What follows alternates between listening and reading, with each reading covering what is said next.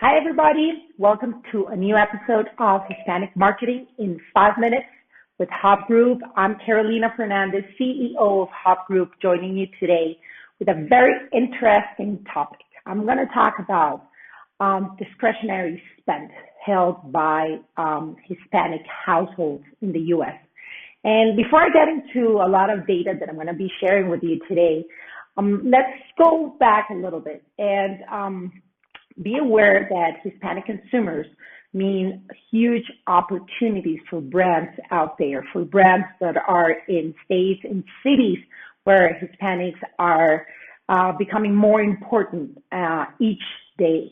And those brands that use the data that's already available to all of you guys and that shows this potential, knowing that data and identifying that data, finding out the specific opportunities for your brand can mean a huge potential for growth and to increase the revenue of your company.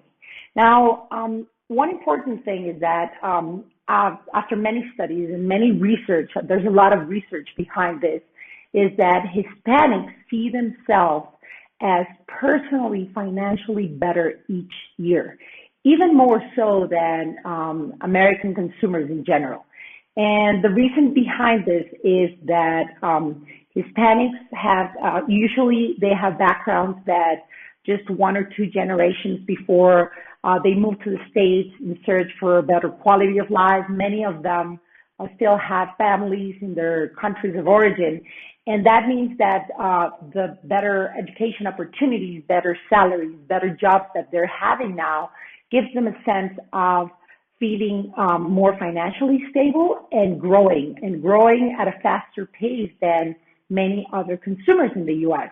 And this all ties up to the concept of the discretionary spend that Hispanic households have and hold in many, many different states and many different cities throughout the U.S. Now, I want to share with you some specific data on the top cities in the U.S. where Hispanic households are holding a big percentage and a very important percentage of the discretionary spend for the cities. And what this means for brands who are in retail is that they can start gaining momentum and they can start gaining loyalty from an audience that they might not be thinking about or might not be communicating with specifically. Now, let's talk about numbers because numbers really talk by themselves. I'm going to show them on the screen so you can take a better look at them. But just to give you an idea, for example, Miami. Miami is the top one city in the U.S. where Hispanic households are holding a big percentage of the discretionary spend for the city. We're talking about $28.7 billion. That represents 48% of the discretionary spend for the city. That's almost half of the city's budget for luxury items, for vacations, for a lot of retail products that are non-essential. That's a huge opportunity for brands out there. After Miami, the top two city in the States is Houston. Houston, Hispanic households are holding $38.6 billion. That's 28% of the city's discretionary spend.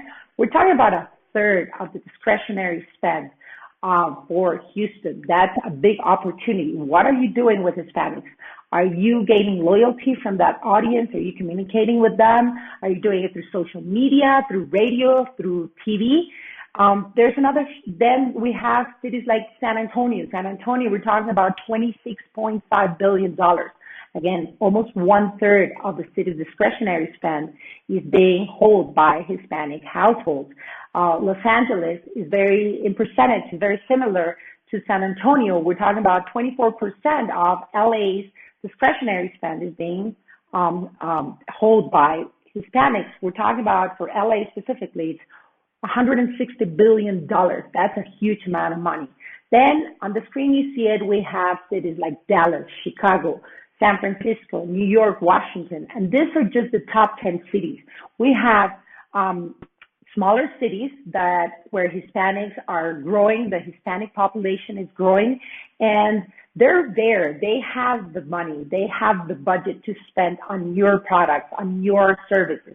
What are you doing to communicate with them, to show your products and your services to this audience who has the purchasing power, who's willing to spend it, who feels financially stable and growing each year, and they're willing to spend more money on you. Now, I usually talk about this to clients at the agency, and it's don't start investing right out of the bat. Try to identify and work with a company, work with an agency that can help you and that can show you the data that backs up the opportunities that your products, that your services can have if you start investing a little bit of that budget that I always talk about for Hispanics, specifically aimed at Hispanics. So there you have it, a very interesting topic, discretionary spend for Hispanic households. If you want to find out more about this, if you want to start analyzing the opportunities behind the Hispanic market for your brand, for your products and services, send me a message. You can visit our website. It's right on the screen. I would be more than happy to set up a call with any of you out there who want to start thinking about the opportunities that the Hispanic market can mean for your company. It was great sharing this 5 minutes with you. I'm Carolina Fernandez, CEO of Hop Group, with another episode of Hispanic Marketing in 5 minutes. See you next week. Ciao.